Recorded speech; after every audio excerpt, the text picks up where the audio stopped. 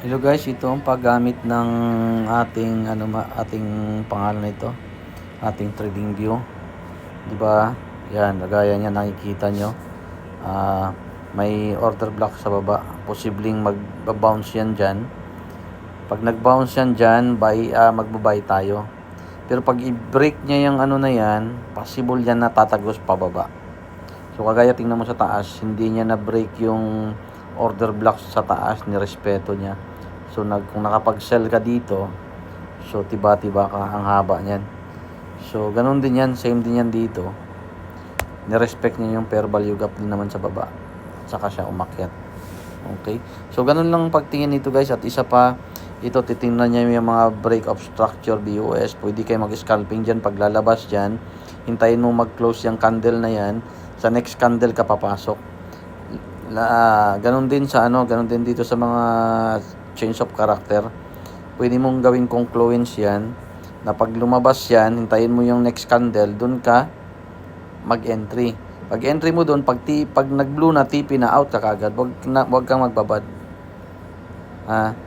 Ganyan lang yung mga ginagawa dito. Yan. Lumabas, panalo. Halos panalo yan. Ito. Yan pag lumabas yung change of character, panalo pa rin sell. Break of structure, lumabas dito, buy, panalo. Break structure ulit, lumabas, panalo. So mataas ang dito, chances of winning dito sa 5 minutes time frame guys yan, lalo na yan, panalo din yan. Okay, karamihan yan halos panalo pag lumabas yung mga change of character, break of structure. Pwede mong confluence yan, pwede mong abangan yan. Ayan, change of character, di ba? So, yan ang gamit nitong ating chart. Ganyan lang siya. So, look, parang magbabounce na. Pwede ka na mag-sell dito ulit. Mag-buy. Kasi magbabounce yan siya. So, yan ang gamit yan. Pero ganito ang ginagawa ko guys Punta ka sa time frame sa 1 hour. Tingnan mo yung 1 hour. Halimbawa, sa 1 hour ka. Kung titingnan mo yung 1 hour, yung order block dyan, hindi yan lalabas sa 5 minutes. Di ba? Ang layo ng order block. Ito yung ito yung order block at saka yung order block sa taas. Hindi siya lalabas sa 5 minutes. Yung ginagawa ko diyan, gawa ko ng itong rectangle. Nilalagyan ko yan siya ng rectangle. Yang sa 1 hour. Okay, halimbawa ganyan. Tapos yung lagyan mo ng setting, lagay mo yung text 1 hour, 1 HOB. So ganun. Okay, so lalabas yan dyan. Yung sa taas, gagawan ko rin yun ng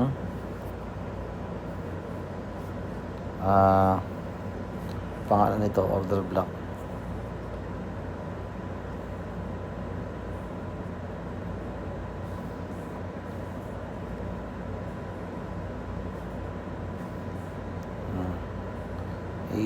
Tapat mo lang sa square na yan, tapos long press mo lang yan, setting, OB na naman, 1 HOB. So okay na yan. Tapos pagbalik mo dun sa sa time frame na sa 1 hour ka gagawa ng order block at saka value gap, tapos sa 5 minutes ka magte-trade.